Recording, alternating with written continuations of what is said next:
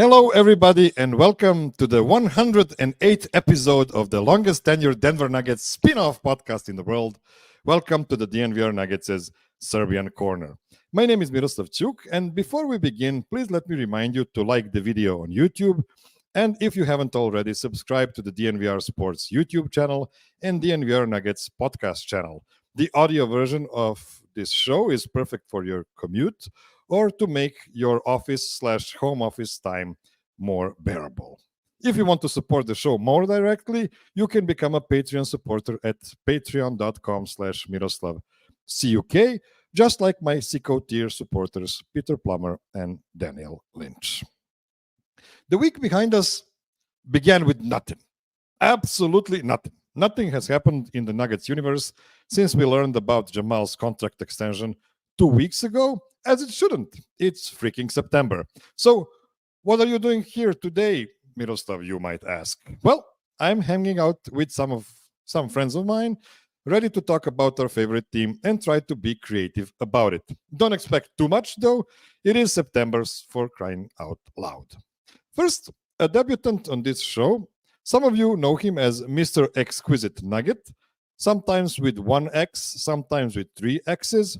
He is the super chat merchant and the guy that starts most of his sentences with no vote.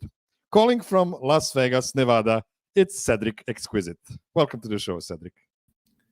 What's up, Miroslav? Can you hear me? Yeah, loud and clear. Yeah, you got that part right. I know. I'm the one.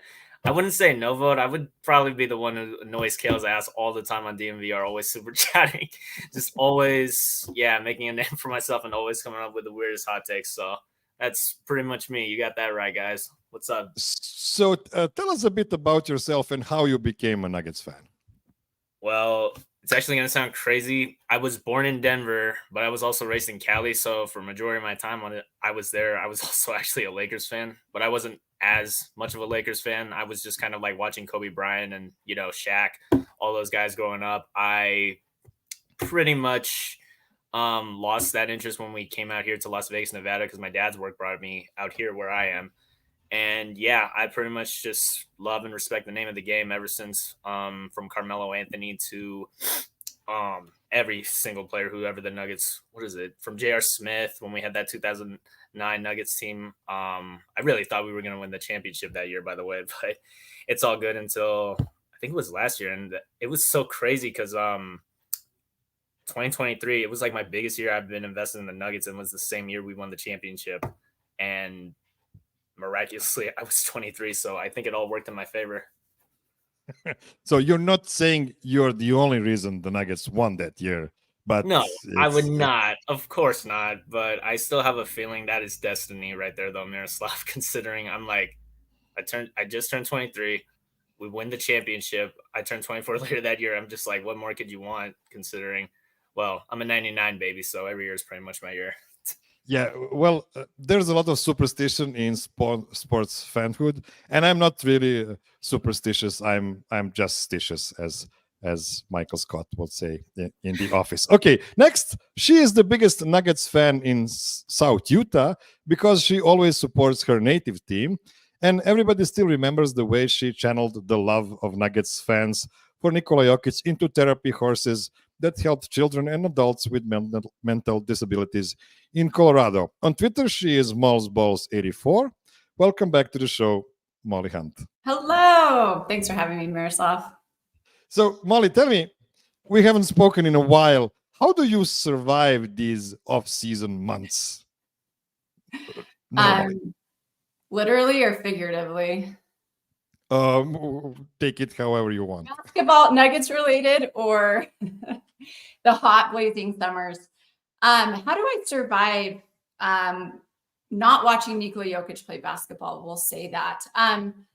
It's actually nice to take a little bit of a break, I would say, from planning my life around the Nuggets. And also it's nice to not have my mental and emotional well-being being so dependent on the outcome of basketball games and like whether Jokić gets a triple-double or not, or whether Jamal Murray, shoots to his potential on any given night. So I would actually say the off season is what helps me survive the on season, because it gives me a little bit of a break from just the never-ending mental and emotional roller coaster that is being a diehard Denver Nuggets fan.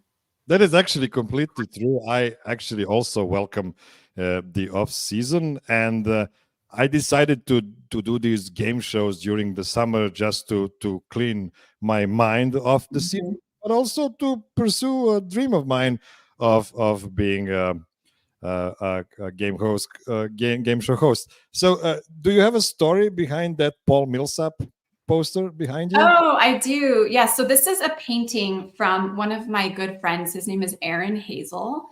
He is a professional artist. He's based out of Boise, Idaho. And Aaron painted this, gosh, it was either end of 2020 or beginning of 2021. Of course, coming off of the bubble season, where the NBA players had the opportunity to express themselves through various messages on the back of their jerseys. And it is, Millsap with his vote for, and I think Millsap was usually at the bottom of that, right? When he was wearing the jersey. And just want to, one, like shout out my friend Aaron. Two, it's like an original painting of Nuggets kind of lore and history. And also it's an important election year, and just encourage everybody to make sure you are registered to vote and get out and vote this year. That is crazy. I'm really impressed. I really thought that was a printed out poster behind it. It's really amazing. beautiful, and there's a really nice message that he wrote me on the back of it, and it's very, very meaningful and very personal to me. It usually sits in a different spot in my office, but I hung it up specifically for the show today. Thank you for that.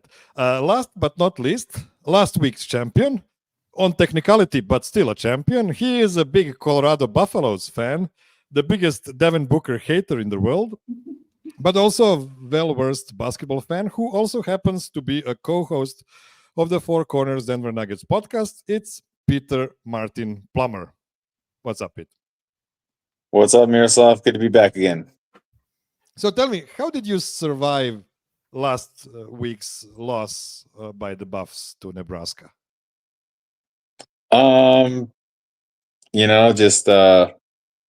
Just turn the page, still 500, sometimes teams don't always play their best early in the season. You got to just look at the tape, see what you did wrong, and try to pick it back up next week. People know that I don't care about American football at all. And I'm not a Broncos fan. I'm not a Buffs fan. And I mean, I like the fan bases, but I just cannot make myself care about it. And I actually have a pretty mean joke about it, is that the Broncos season hopes last exactly up until the NBA season starts, which is a good thing. Like, people have something to do before the real sports in Colorado starts. But I digress. I don't want to be mean to Broncos fans. I hope they will become good again after a long time. So, guys, I have a couple of questions, a couple of Nuggets related questions before we start with the games. And the first one is the fact that Aaron Gordon will be extension eligible in exactly 2 weeks. That sounds like a Serbian Corner episode being renamed into an emergency podcast, just so Mares and the guys could swoop in an hour earlier with a real emergency podcast and make me redo the graphics twice.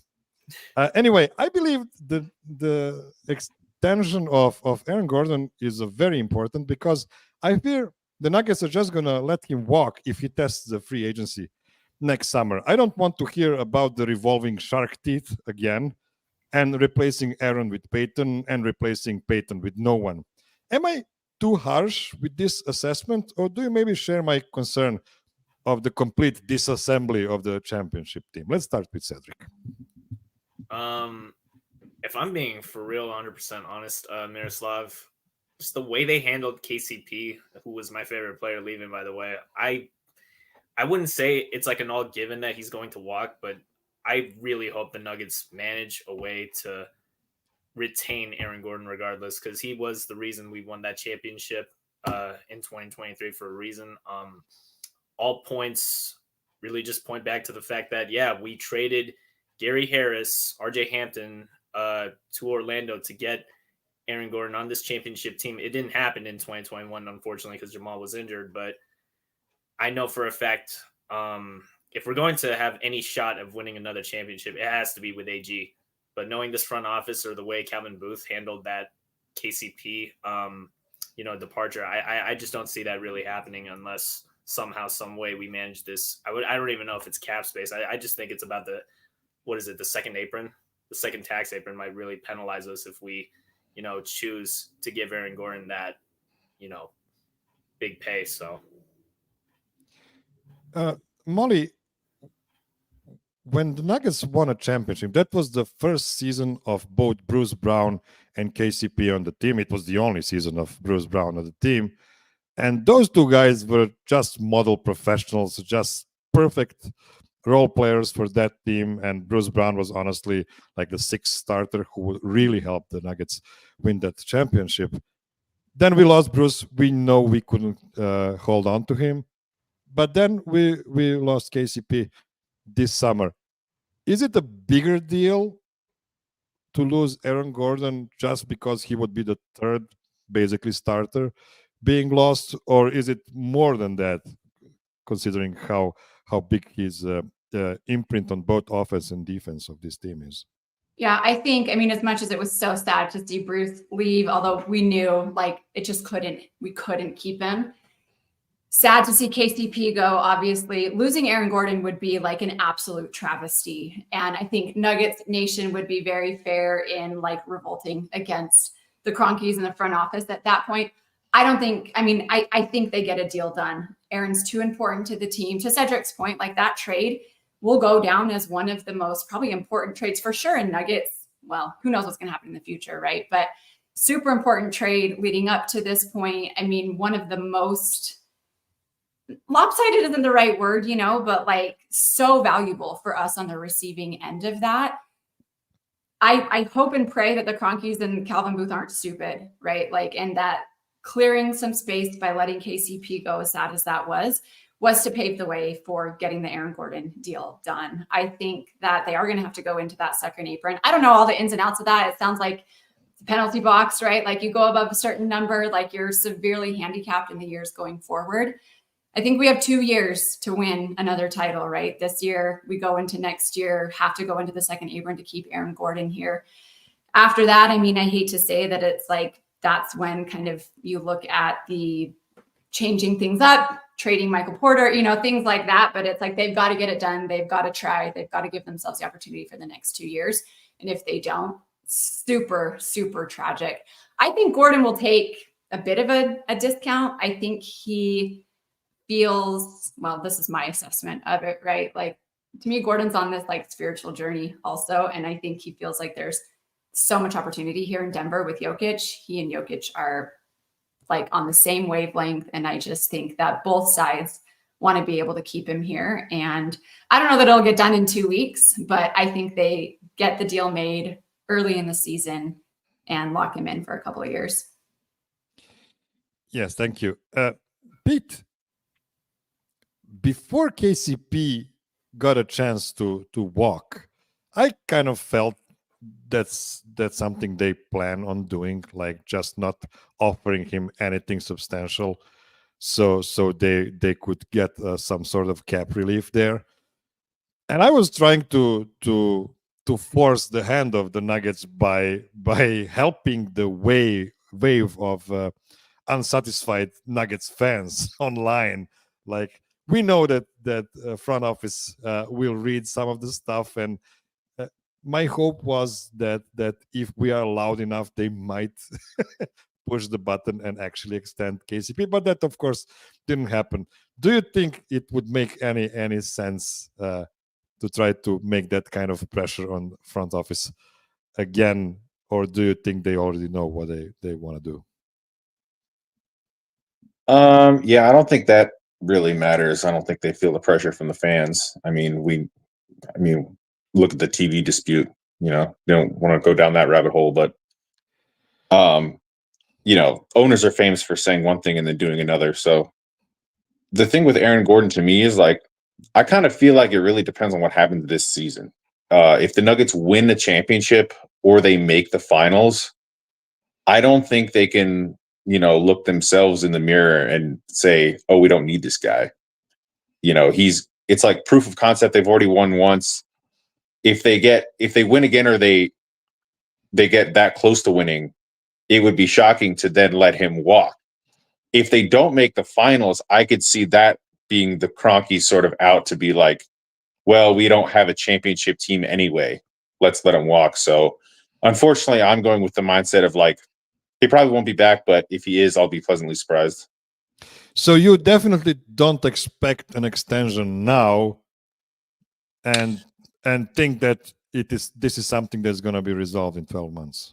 Or No, 9. I don't think an extension now makes any sense, honestly. I mean, unless he agrees to a number that they're cool with, but because they want to see what they have in Peyton Watson. You know, they want to see if they can make a deal with Zeke Naji and some other pieces. Who knows? I mean, maybe they go and trade for a cheaper replacement. So, you know, I think, yeah, Nuggets fans' number one option would be to keep AG, but I think, you know, history has shown that that's just not really how they roll.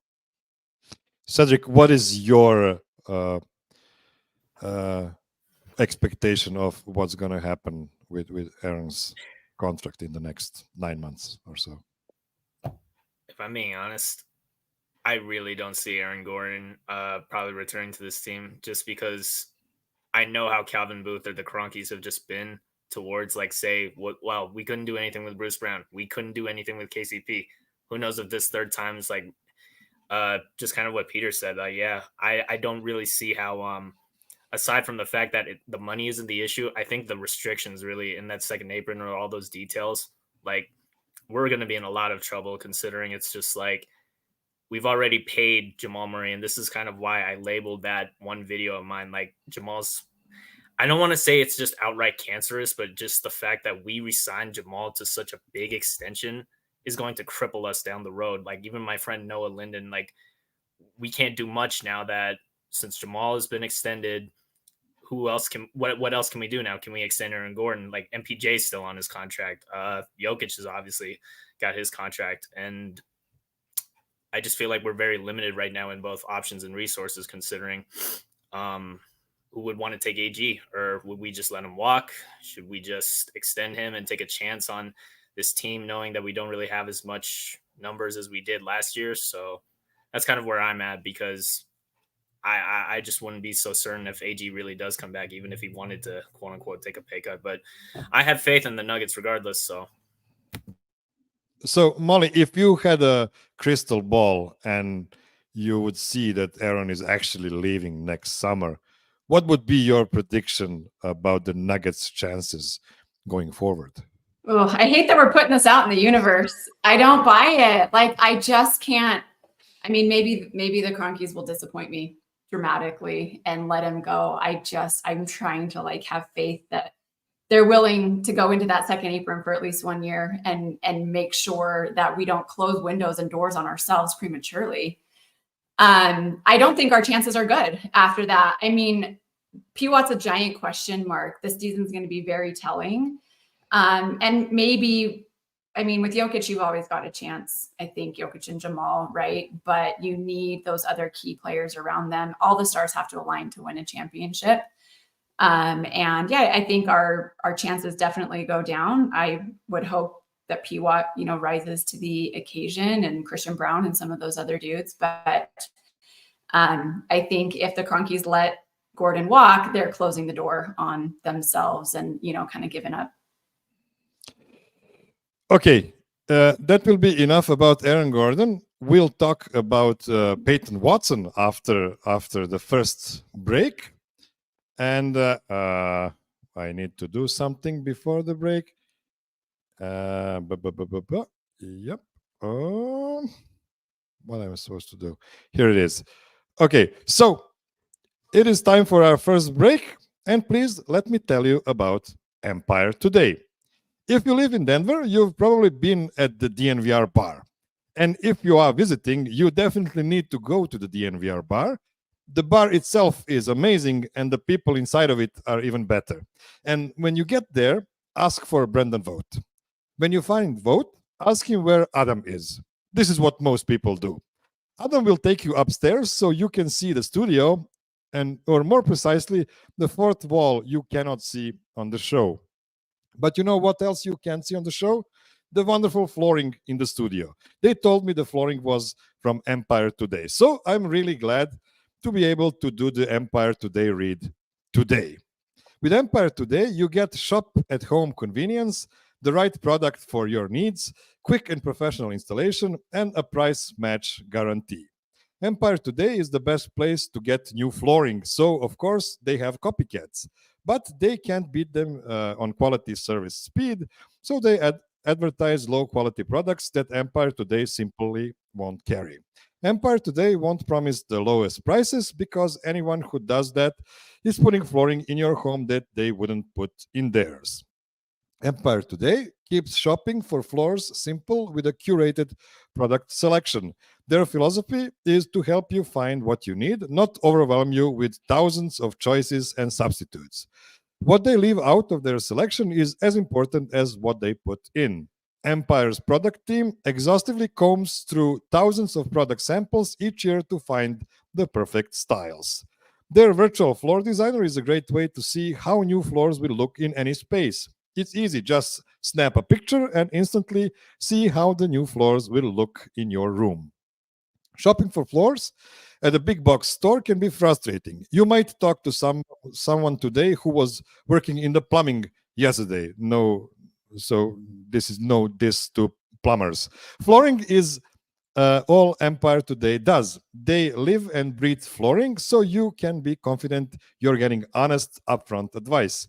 They pride themselves in their convenient shop-at-home service.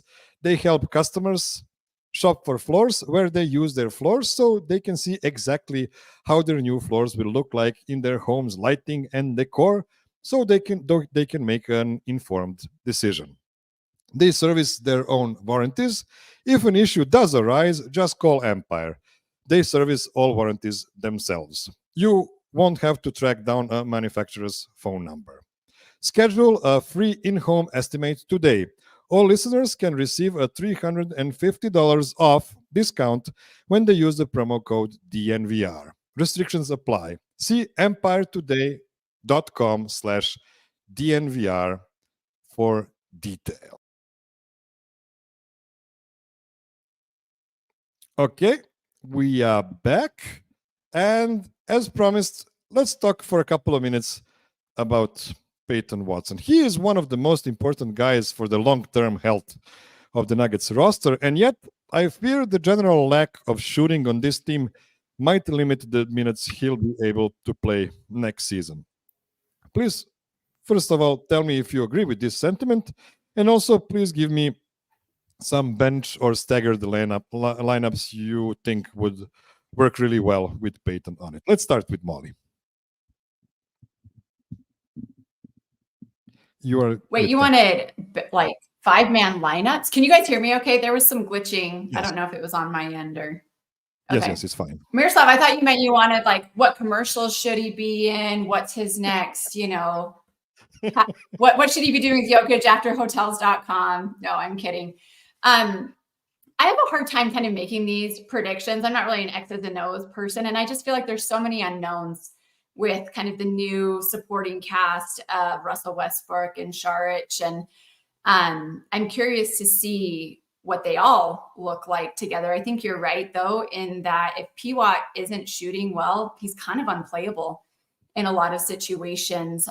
You'd love to see him be able to slot in with the starters and give, Aaron Gordon some rest, or, let Jokić sit while Aaron Gordon slides over and get P-Watt in there and things like that. But he's got to be able to shoot. He's got to be able to make threes in order for that to happen. So I'm going to give kind of a non-answer there and let other people kind of give those actual 5-man lineups, just because I feel like there's so much that remains to be seen around some of the other unknowns in terms of, do we get a bench unit that actually feels cohesive and like they can produce, or do we just have to hope and pray that they can defend well enough to not let the other team score while Jokić is on the bench?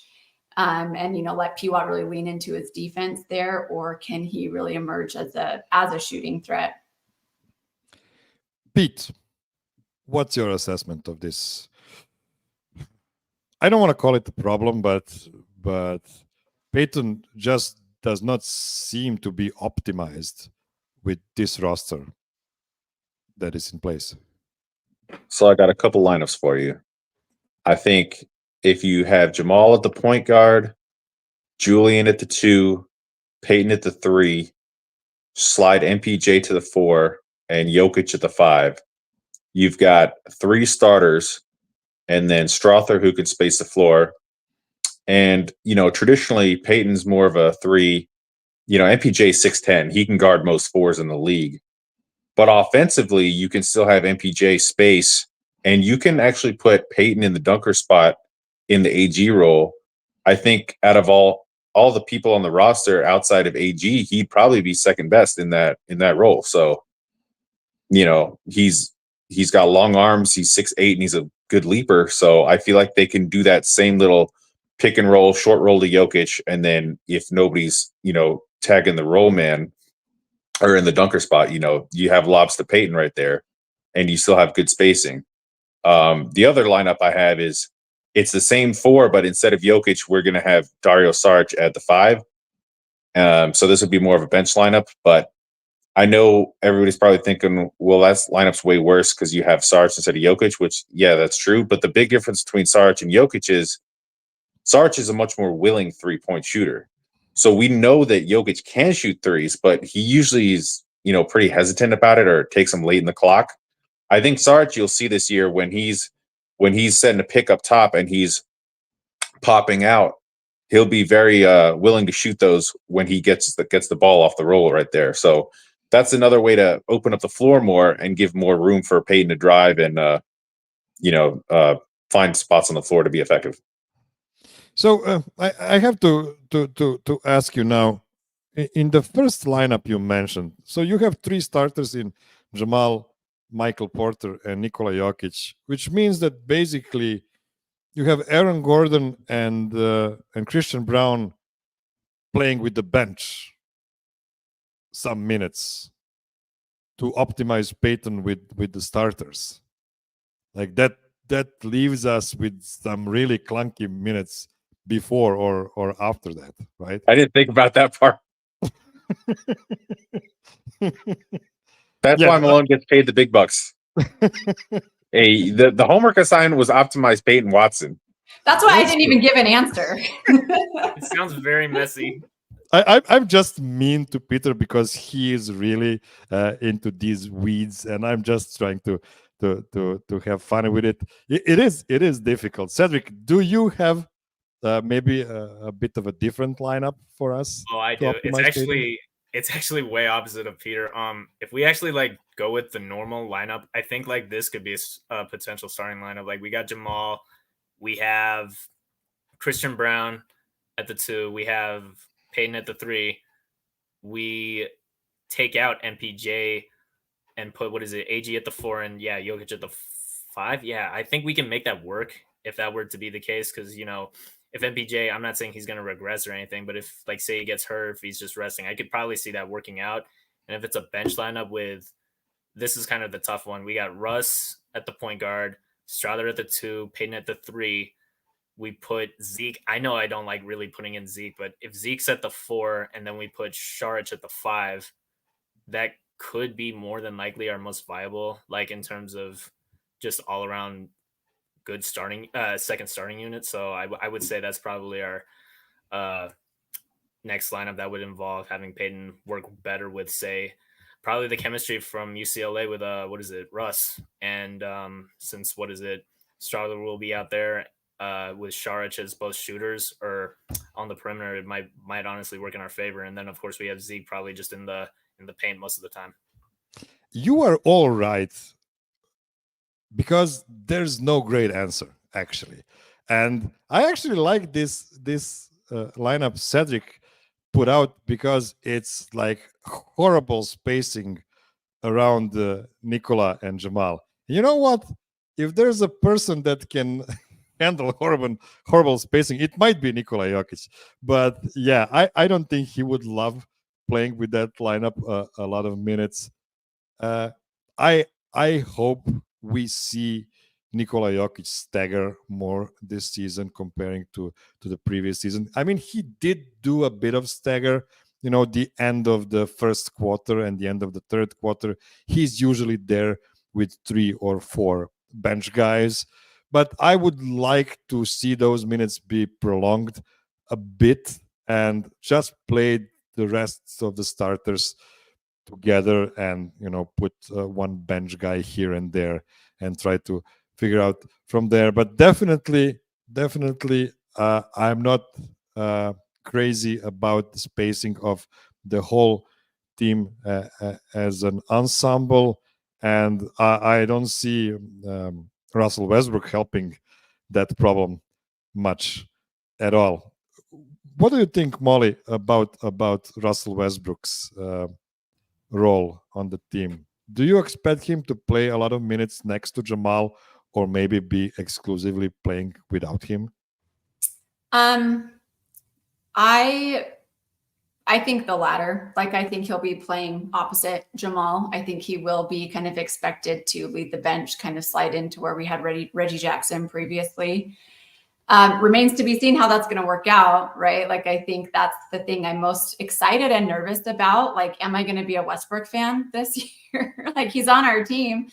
So obviously we're cheering for him, and we want it to work out. I do think that Malone will kind of play him exclusively with the bench. But again, I'm not a Michael Malone's brain, and we never know exactly kind of how things are going to go. But yeah, I think he's meant to lead the bench. Pete, if Russell Westbrook is playing with the bench, that does not leave a lot of minutes for him. Do you trust Michael Malone to play Russell for only like 16 minutes a game? No, but I do think that he can fit with the bench, because one of the problems with the bench last year is they tried to stagger Jamal Murray, and as you know, Jamal Murray doesn't really like to push the ball across half court. And when you have, Christian Brown and Peyton Watson and Zeke Naji trying to run the floor, they're young guys, and Jamal just chilling back there, it kind of ruins any fast break opportunity. Russell likes to push the ball, so I'm hoping that the bench can get out on the break and get some more easy buckets this season. Cedric, what do you think about Russell Westbrook and him as a captain of the bench? Russell Westbrook as captain of the bench would be a good fit. Going back to like what everybody else said, like I don't really think he'd probably work well with Jamal. So yeah, I think Russ would definitely just fit best with the bench, as opposed to, I'm not saying he's obviously going to start alongside Jamal, which would probably be very catastrophic. But if I had to guess, like, yeah, Russ could be like a mentor to P. Watt, because of the UCLA connection and the simple fact that I see how like Russ, like as an experienced veteran, even though he has like a tumultuous or big turmoil on his name around the NBA, I still see him fitting pretty well with this Nuggets bench, considering it's just like he can be the leader. He can be like a bit of, I wouldn't say like a mini Jokic, but he's still like a great playmaker. He knows what he's doing. Like he knows how to run. He's still looking pretty good for his shape, even at 35. And just the simple fact that Russ could get up on certain games if, say, Jamal or Jokic are having a bad night, and we just need that, spark in just for the bench. And yeah, overall, I would see he pretty much would be the leader. Okay, that's gonna do for the casual talk for today. We try to talk a bit about certain Nuggets players for the next season and possibly beyond with Aaron Gordon. Let's take one more short break, and then we'll start with the game show. Don't go anywhere.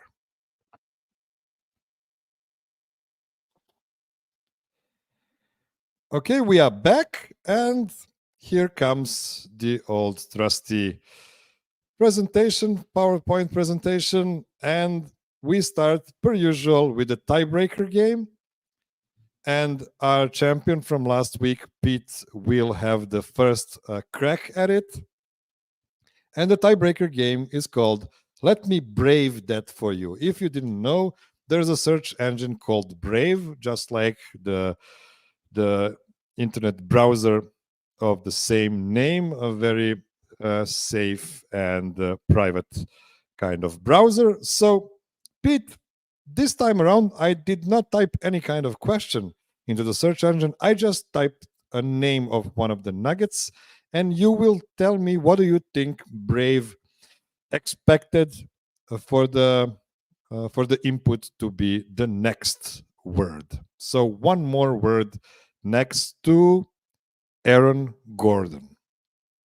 I typed Aaron Gordon and it gave me 4 different inputs with one more extra word. What is your guess?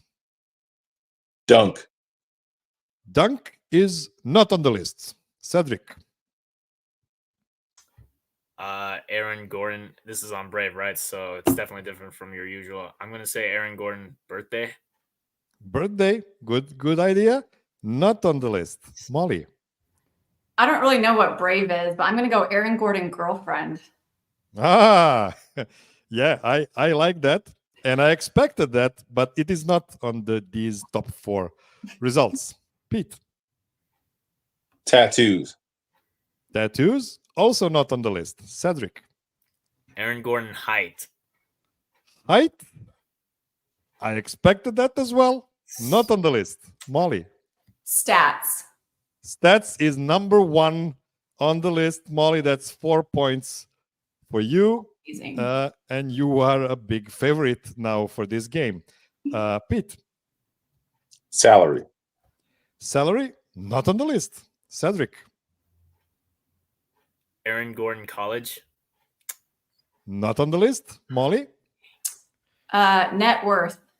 Net worth, not on the list. Let's do one more round. Pete.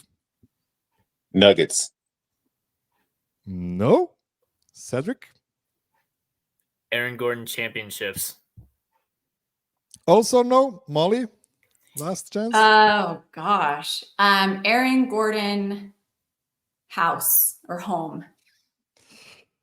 Yeah. All valid answers, really, guys. I'm really impressed with the list you gave me. But this is what Brave gave us. Aaron Gordon stats, Aaron Gordon age, Aaron Gordon Instagram, of course, and Aaron Gordon weight. I don't know who Braves weight and not height. That's really interesting, but it is what Brave gave us. So Molly wins the tiebreaker game, which means in case all of you win 1 game each, Molly will be our champion for this week. If not, this game does not mean anything. It's just the way the show goes. Okay, Molly, you will start now the first game. And the first game is called Who He Played For. Now, this game should not be confused by the TNT's Who He Play For, because my legal department couldn't allow that. So we had to go with Who He Played For.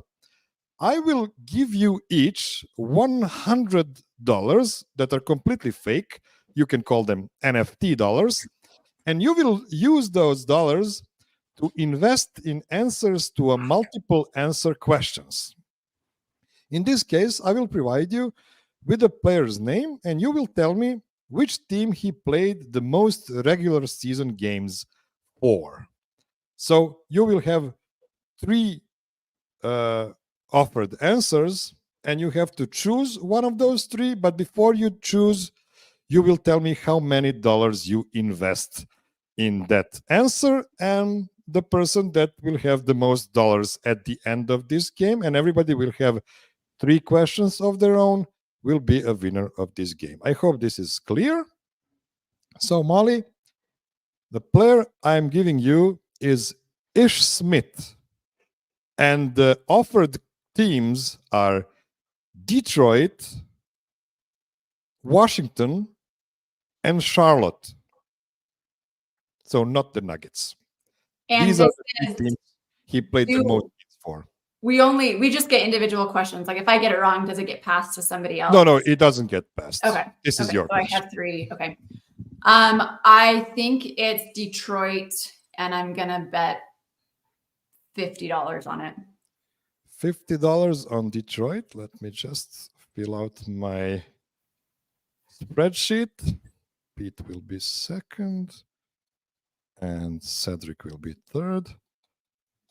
Okay, Molly, you invested $50 in this, and you win because that is the correct answer. You have $150.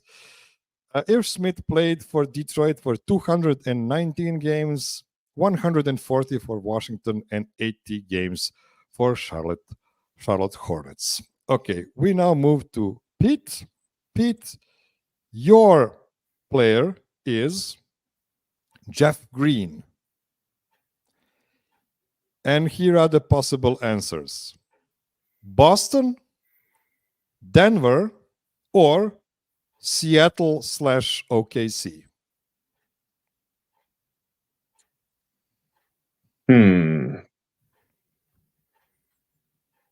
I'm gonna say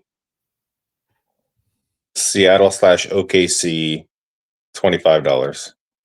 $25, Seattle/OKC.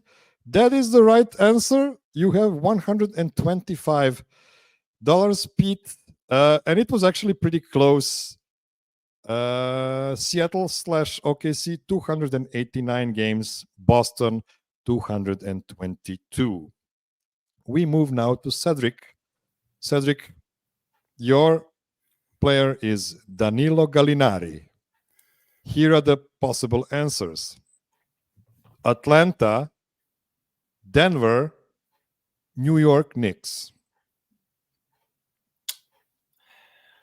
And the question is, one more time, Miro? So Danilo Gallinari, Mm-hmm. who he played for the most regular season games. I'm going to bet $25 and say Denver Nuggets. That is correct. That is correct. 125 for Cedric. Denver Nuggets, actually by far the most, 303 games in 5.5 seasons. For New York Knicks, he played 157, and for Atlanta, 117. We are back to Mollie. Mollie, your question is Malik Beasley. Here are the possible answers: Denver Nuggets, Milwaukee Bucks, Minnesota Timberwolves.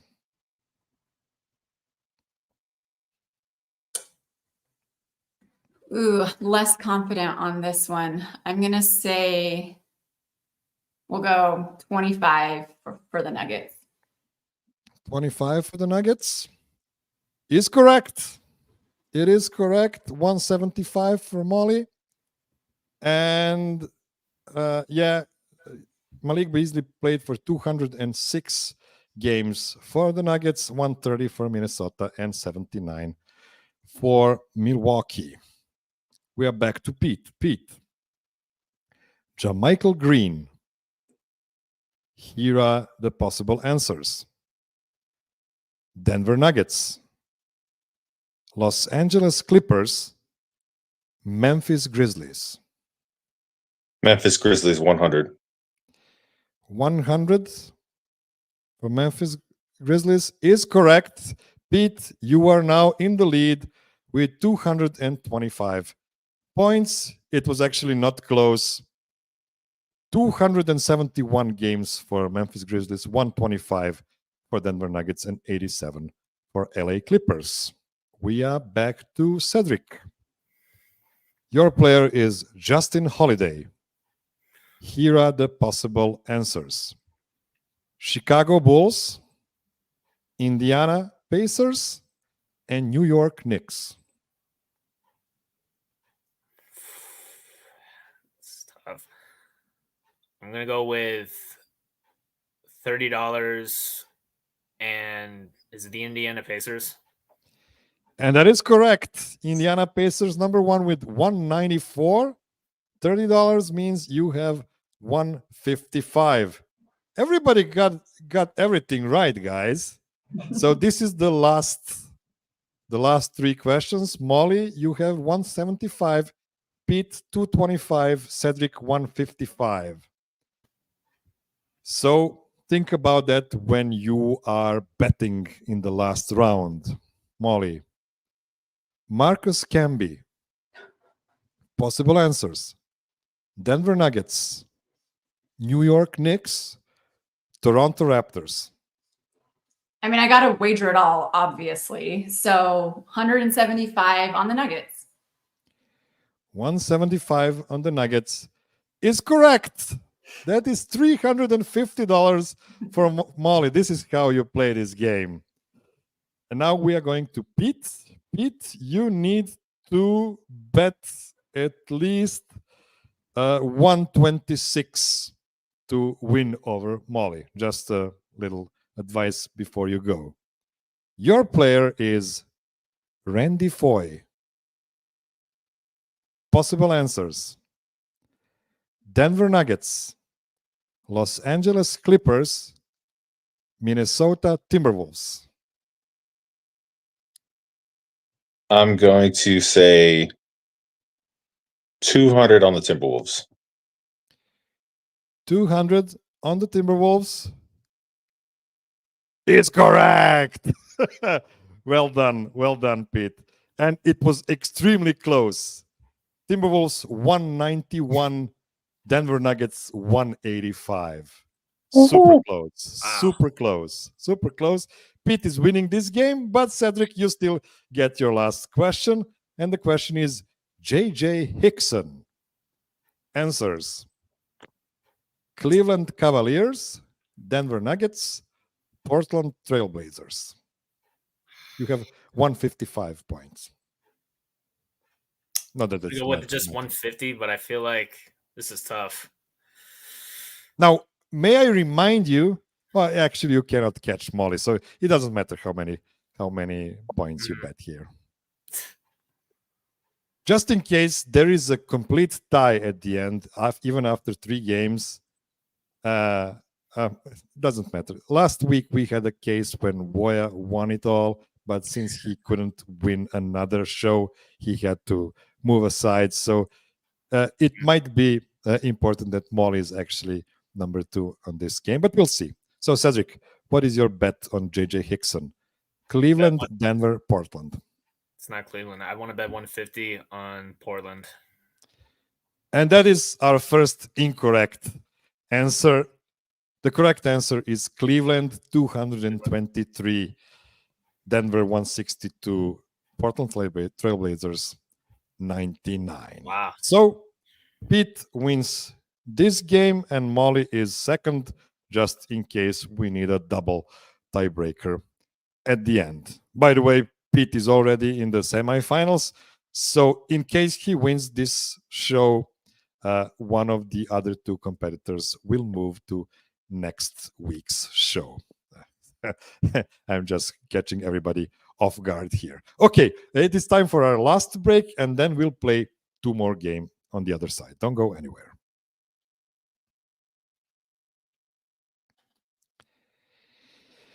We are back, and let me just show you the list of players. I don't have the teams next to them, so it really doesn't matter. So, Pete, you are the winner of game number 1, so you will get the first crack at game number 2. And in game number 2, you're going to try to guess Joker's rookie season ranking among the Nuggets in 2015-2016. So in his rookie season, he wasn't the guy that played the most minutes. He wasn't a guy that had the most points. But you need to guess his exact ranking among Nuggets players of that season. How this game works, I will give you 9 different categories, and you will try to guess. Pete will tell me, and the first question is total points. He will try to guess Nikola's ranking in total points that season among the Nuggets players. And then Cedric will also give me his guess, and Mollie at the end will try to guess if the correct answer is higher than both of you 2, lower than both of you 2, or maybe possibly in the middle. So that's the kind of game we are playing. And Pete, whenever you're ready, what do you think is Nikola Jokic's ranking among Nuggets players in his rookie season in total scored points? I'm going to say 6th. You are going to say 6th, and I'm not going to be evil to people. I'm going to just say that you got it exactly right. Pete wins the point here because Nikola Jokić was 6th in total points. I'm just filling out the spreadsheet so I don't get confused later. Okay, Mollie, Your question is total rebounds ranking on the Nuggets in Nikola's rookie season. Let's go with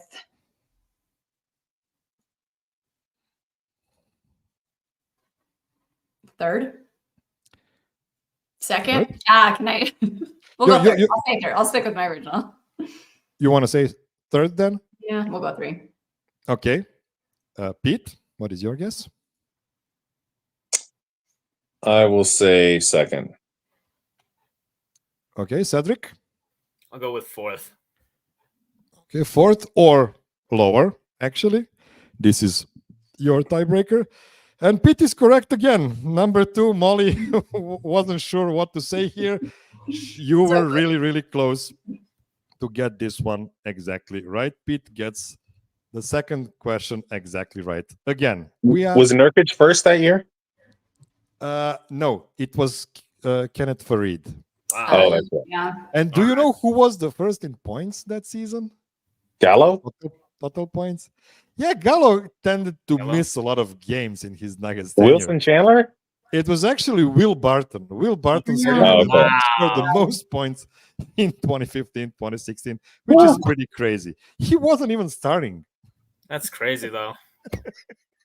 That is crazy. Okay, now we are back to Mollie.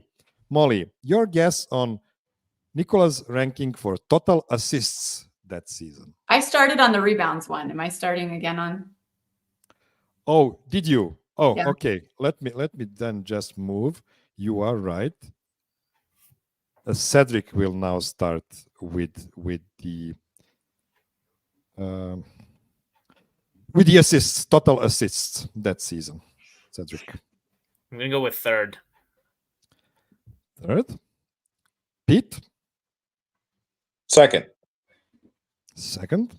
Mollie. So I think he was ranked lower. Mhm. So like So you would say fourth or lower. 4th or lower. Yeah. Yes. And you're actually correct, Mollie. He was fourth on the list.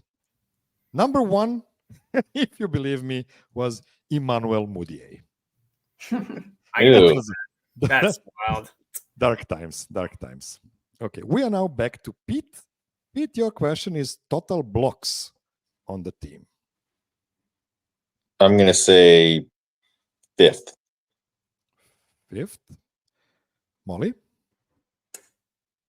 Let's go 4. Fourth. Cedric. I'm gonna go say 3 again. Yeah, 3 or higher. And Cedric is now correct because he was second Wow. in blocks that season, behind again Kenneth Farid. Now we go to Mollie. Your question is total steals. How many people are on a roster? 12? Well, probably 15. I mean, 5 that are actually playing. Let's say total steals. I'm going to say 8. 8. Cedric. I'm gonna say 5th. 5th. Pete. Fourth.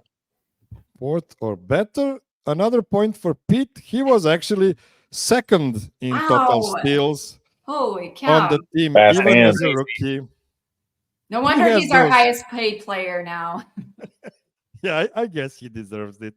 Yes, he had his quick hands in his rookie Wow. season as well, Wow. even playing off the bench, even with the limited minutes. He was still second in steals, behind, you're guessing right, Gary Harris.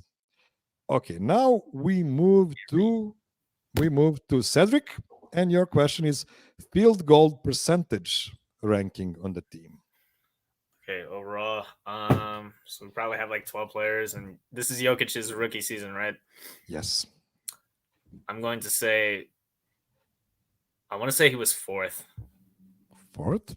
Okay, Pete. Second. 2nd. Mollie. Right in between 3. 3 is the correct answer, Mollie. He was 3rd in field goal percentage, even as a rookie. And Number one in field goal percentage, which is pretty obvious, is Kenneth Farid again, because he basically just dunked that ball. Pete, we are back to you. This is the last round. Before the last round, Pete has 3 points, Mollie has 2, and Cedric has 1. So it is anybody's game still. Pete, 3-pointers made, total 3-pointers made in his rookie season, ranking among the Nuggets players. I'm going to say 7th. 7th, Mollie? Mm.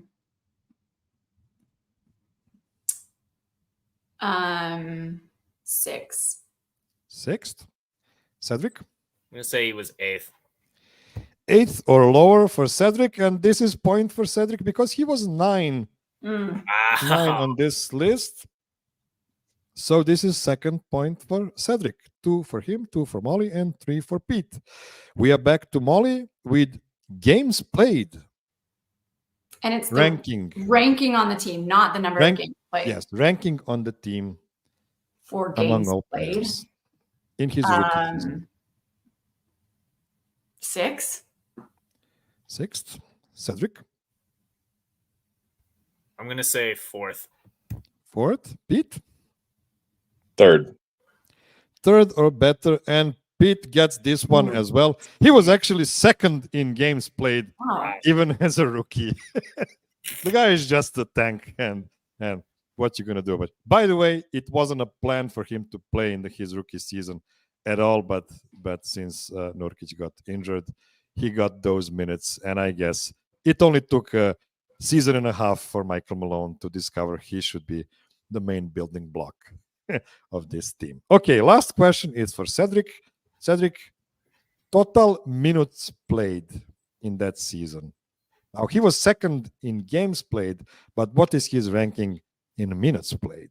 Minutes played. I'm gonna go with 5th. Sorry? I'm gonna go with 5th. 5th. 5th. Okay.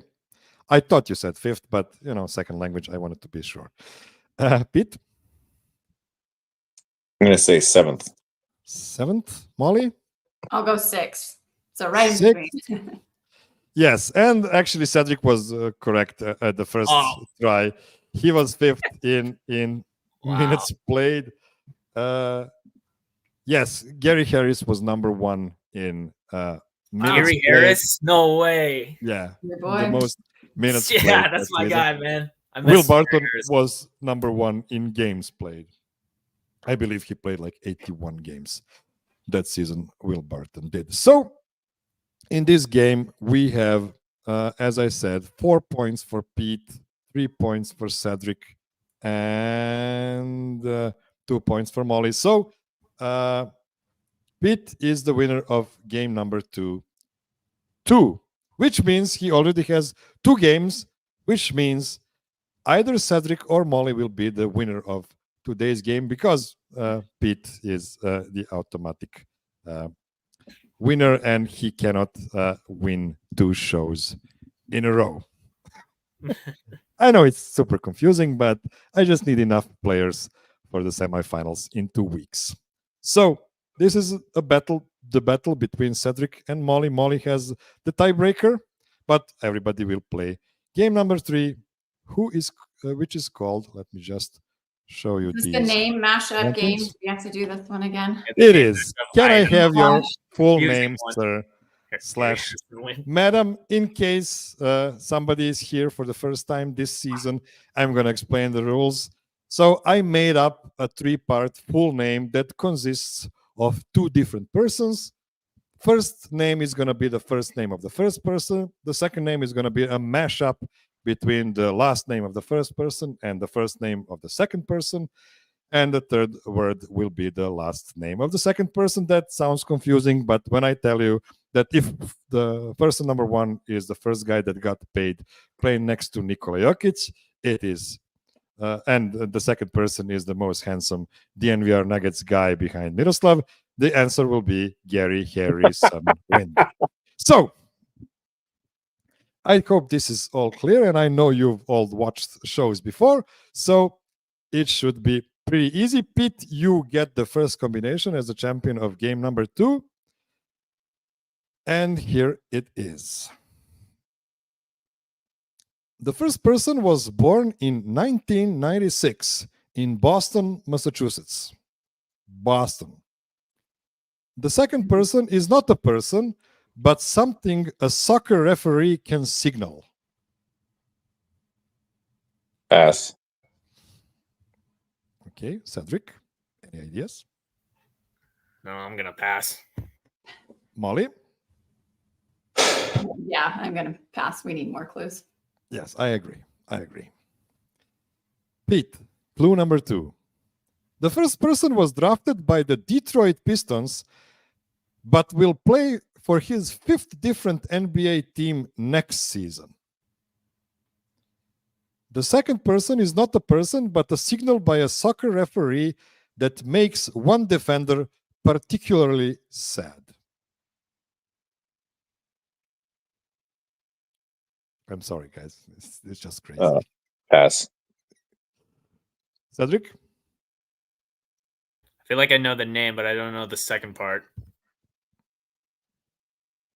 Okay, I'm a Molly? pass. Okay, Molly? I mean, now I'm sad that I know like 2 things about soccer. That's a pass for me.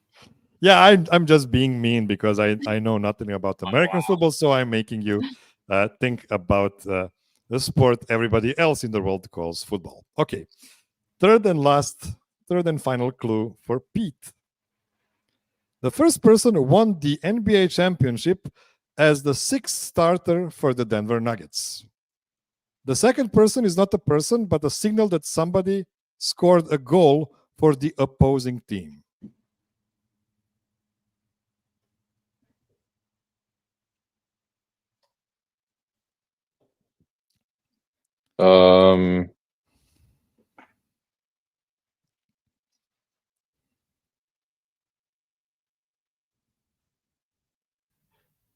Pass. Cedric? It's Bruce Brown. I don't know the second part though. Dang it, Miroslav. Pass. Molly? Is it Bruce Brown goal? Own goal? Yes, Bruce Brown goal is correct. I'm sorry, it's the spelling that works here. I know the pronunciation is a bit tacky here, but Bruce Brown goal or Bruce Brown goal is the correct answer. First point for Molly. I'm typing it down so I don't forget. Okay, now we go to Cedric, and your combination starts like this. The first person was born in 1963 in Brooklyn, New York. The second person played for the Nuggets for 5.5 seasons. Pass. Molly? Pass. Pete?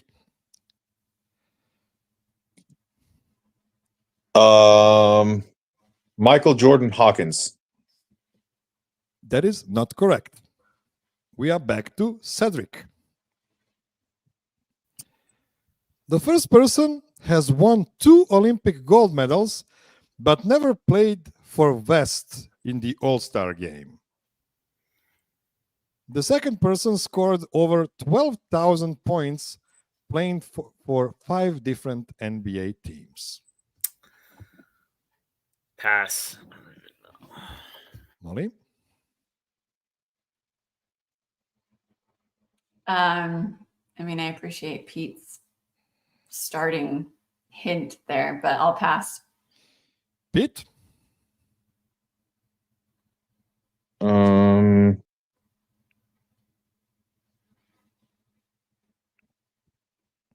Pass. Okay, last clue. Cedric. The first person has a movie made about his shoe without his character ever appearing in that movie. The second person famously never signed the ball from the game in which Nikola Jokić recorded his first triple-double. Oh. I don't know. Pass. Molly? I mean, I'm real excited to learn who these people are. I got to pass. Pete? I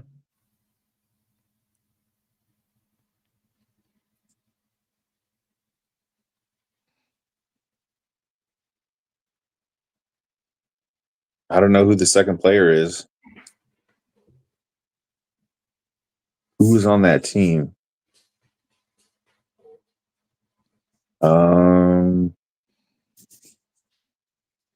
Yeah, I don't know. Jordan and Okay. somebody. Okay. I'll give you the answer. Michael Giordanillo Gallinari. Danilo Gallinari. Oh man. Yes, Danilo Gallinari scored 12,000 points for different Right. franchises, played for the Nuggets 5.5 seasons, but did not want to sign Nikola Jokic's game ball after his first triple-double. That's crazy. And he left the team shortly after that. Okay, last combination is gonna be for Mollie, and here is the first clue. The first person is a former NBA player born in 1987.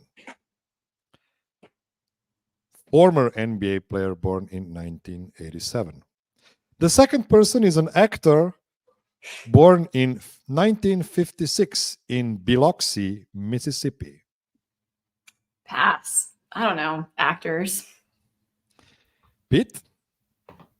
Pass. Cedric? Pass. Okay. Second clue, Mollie. The first person played for a season in China before coming to the Nuggets. The second person played in the movies Runaway Train, The Dark Knight, and The Expendables. I've only seen one of those movies.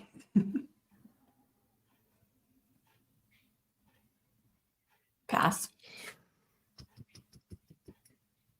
I'm gonna tell you guys, there is an error in this second clue about playing in China. That is incorrect. That is not the correct clue.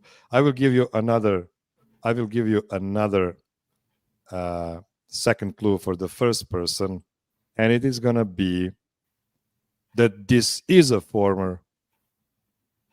Oh, actually, the first clue is wrong as well. The first clue is wrong as well. Oh, Jesus. I did too many shows at one time. I just forget what I said about the first character, and I'll redo everything. So the first person, and let me just check my data.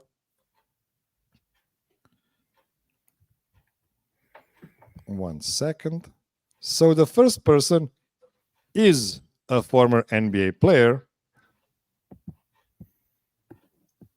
No, that was correct. 1987 is correct. I'm sorry. So the second clue for the first person is that this player is a former Nugget and a former Nikola Jokić teammate. So a person born in 1987, a former Nugget and Nikola Jokić teammate, and the second person is an actor born in 1956 in Biloxi, Mississippi, and played in movies like Runaway Train, The Dark Knight, and The Expendables. Mollie.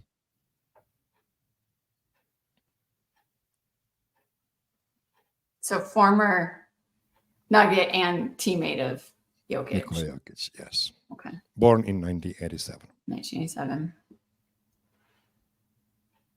Pass. So the China thing's not true. That's what. Yeah, Okay.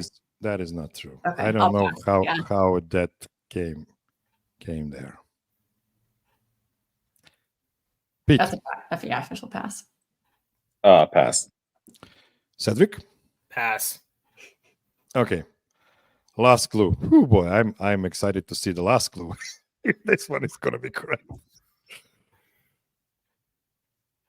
Yes, the first person was very reliable for Denver Nuggets in his 6.5 seasons on the team, but scored 0 points in 48 minutes in his last match for the Nuggets. The second person has a very famous sister, Julia Roberts.